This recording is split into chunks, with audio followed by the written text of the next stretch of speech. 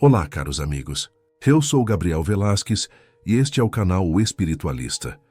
Você já teve a sensação de que a dor de uma cidade inteira pulsava dentro do seu peito, como se cada lágrima derramada pelas ruas caísse também dentro do seu coração? Nos últimos tempos, o Rio de Janeiro tem chorado e muitos se perguntam com angústia e esperança: será que Chico Xavier previu isso? Essas dores fazem parte da profecia?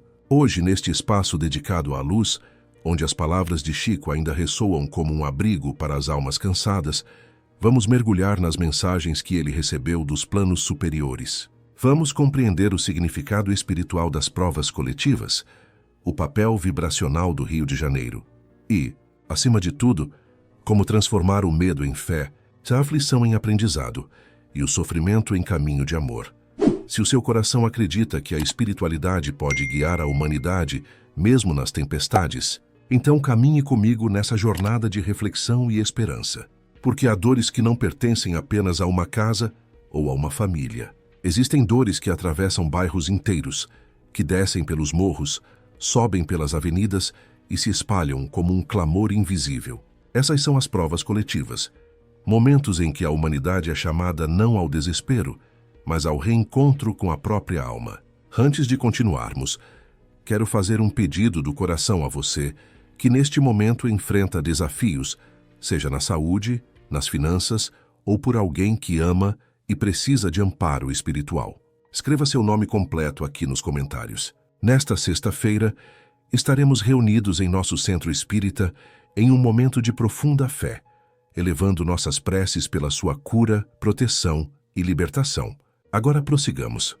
Chico Xavier, em seus momentos de psicografia, descreveu que grandes metrópoles do mundo, e entre elas o Rio de Janeiro, seriam cenários de intensas transformações. Cidades belas, vibrantes e espiritualmente antigas, onde as forças do bem e do desequilíbrio se confrontariam, revelando o que cada coração carrega de mais verdadeiro. Segundo ele, esses tempos de dor não são punições, mas consequências naturais de escolhas coletivas e individuais. São plantios antigos que pedem colheita, e colheita é sempre tempo de aprendizado. Quando as estruturas desabam, quando a chuva leva tudo, quando as notícias parecem pesar no peito, é nesse instante que surge o convite mais profundo, o de amar sem medida. Nesses momentos, os vizinhos se tornam irmãos.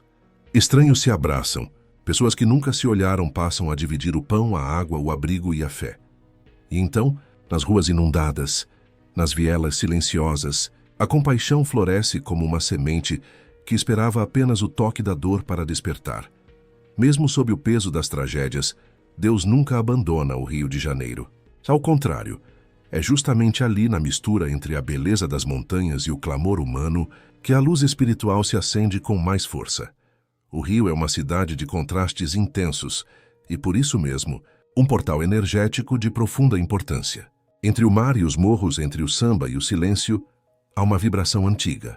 Chico Xavier dizia que o Rio é um campo de reencontros kármicos, onde muitas almas renascem juntas para curar dívidas do passado, resgatar promessas e exercitar o perdão. Nos becos, nas favelas, nos altares improvisados e nas praias douradas, vivem histórias de antigas quedas e de novos começos. Certa vez, durante uma enchente, uma mulher que havia perdido tudo olhou para o céu e disse: "Se Deus me deixou viva, é porque ainda posso ser útil." Com as mãos trêmulas, começou a preparar sopa com o pouco que tinha, distribuindo aos vizinhos famintos. Naquele gesto simples, reencontrou o sentido da própria vida, porque a verdadeira fé não se mostra nas palavras, mas no gesto que ampara, mesmo em meio à própria dor, e é assim que, em cada esquina do Rio, mesmo entre lágrimas, há sempre alguém reacendendo a luz da solidariedade. Nos planos espirituais, conta-se que nenhum sofrimento coletivo ocorre ao acaso. Cada tragédia, cada abalo, cada dor que atinge muitas pessoas ao mesmo tempo, é também uma oportunidade de união. As calamidades não vêm para destruir, mas para despertar o que o ser humano tem de mais sagrado, a capacidade de sentir a dor do outro como se fosse a sua. Quando o Cristo disse: "Amai-vos uns aos outros", ele sabia que chegariam dias em que a humanidade precisaria reaprender o verdadeiro significado dessa frase. E o Rio, com sua alegria, Sua dor e sua fé viva têm sido uma escola desse amor em ação. Uma senhora simples, após ver o deslizamento que destruiu parte de seu bairro, abriu as portas de casa e abrigou 3 famílias. Ela dizia: não tenho muito, mas o pouco que tenho dá para dividir. Foi naquele instante, entre colchões improvisados e lágrimas silenciosas, que os benfeitores espirituais desceram em vibração de luz, abençoando aquele lar. Porque onde há partilha sincera, o plano superior se manifesta com poder redentor. E então surge a pergunta: será que as mensagens de Chico sobre a data limite, aquele período entre 2012 e 2019, têm alguma ligação com o que vivemos hoje? Chico explicou que até julho de 2019, a Terra passaria por um teste espiritual coletivo. A humanidade escolheria entre seguir o caminho da paz e da fraternidade ou permanecer no ciclo de dor e indiferença. Não era uma ameaça, mas um convite à consciência. E o que veio depois? Vimos o mundo ser sacudido por crises, doenças, mudanças climáticas, injustiças e abalos emocionais profundos. O planeta inteiro pareceu chorar junto. Mas junto desse choro, nasceu também um movimento global de despertar. No Rio, as chuvas fortes trouxeram perdas e provações, mas também revelaram heróis anônimos, bombeiros voluntários, vizinhos que se lançaram na lama para salvar vidas. Um jovem bombeiro, ao retirar uma criança de um desabamento, murmurou baixinho: "Sou apenas um instrumento de Deus." E naquele instante, segundo contam os mentores espirituais, a colônia espiritual do Rio se iluminou de gratidão, porque cada ato de bondade, por menor que pareça, sustenta o equilíbrio invisível do mundo. A prece, meus irmãos, é a ponte que liga o coração aflito ao coração divino. Nos momentos de crise, é a oração que mantém as almas de pé. Ela fortalece os que estão à beira da desistência, consola os que perderam e purifica o ambiente espiritual de uma cidade inteira. Há quem não acredite, mas cada oração sincera eleva a vibração de um bairro, de uma rua, de um lar. Em meio ao caos, formam-se verdadeiros núcleos de luz. Casas simples que se tornam templos, mãos calejadas que se unem para rezar, vozes frágeis que se transformam em cânticos de esperança. Certa noite, uma avó que havia perdido o neto em uma enchente, acenderam uma vela na janela e disse: "Se eu não posso trazê-lo de volta, posso pedir por quem ainda está lutando." Que naquele instante, uma onda luminosa se espalhou pelos planos sutis, confortando dezenas de corações aflitos. Porque o amor em prece não conhece fronteiras. Ele ultrapassa paredes, distâncias e até a morte. E entre nós, muitas vezes disfarçados de pessoas comuns, caminham espíritos missionários. Almas que descem à terra, não por necessidade própria, mas por amor. Eles nascem em regiões de dor, enfrentam as sombras do mundo, e ainda assim mantêm o brilho no olhar. São professores que educam com ternura, garis que limpam as ruas como quem purifica o chão sagrado, enfermeiras que seguram mãos trêmulas em silêncio, jovens que dedicam horas em abrigos sem esperar reconhecimento. Essas presenças humildes são os pilares invisíveis da humanidade. No Rio, onde tantas provas se concentram, esses corações luminosos reencarnam para sustentar a vibração da cidade. Eles são faróis em meio à tormenta, guardiões anônimos do equilíbrio espiritual. Lembro-me da história de um rapaz que sobreviveu a um desabamento no morro. Perdeu tudo, menos a fé. Dias depois começou a visitar idosos esquecidos nos hospitais. Quando alguém perguntou por quê, ele respondeu: "Porque Deus me deixou viver. E viver é servir." Sem perceber, ele cumpria o propósito de um espírito missionário, enviado para ensinar que o amor é a força mais poderosa do universo.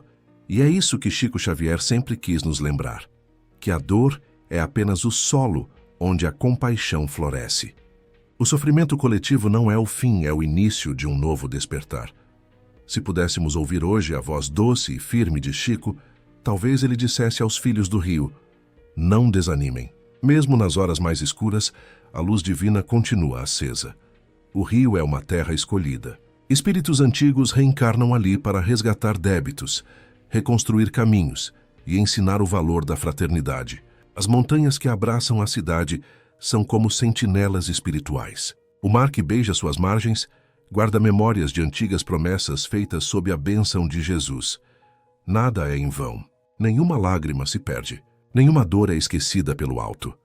Chico costumava dizer que quando uma cidade sofre, o céu inteiro se inclina para orar com ela. E hoje, do plano espiritual, ele continua enviando bênçãos ao Rio de Janeiro a cada criança que reza, a cada mãe que perdoa, a cada trabalhador que insiste em fazer o bem, porque é nos gestos pequenos, discretos e silenciosos que o amor de Deus se manifesta com mais plenitude. Uma senhora certa vez escreveu a Chico dizendo: "O rio chora, Chico, mas ainda canta, ainda dança, ainda ama." E em espírito ele respondeu: "O amor é mais forte que qualquer tempestade, e é verdade.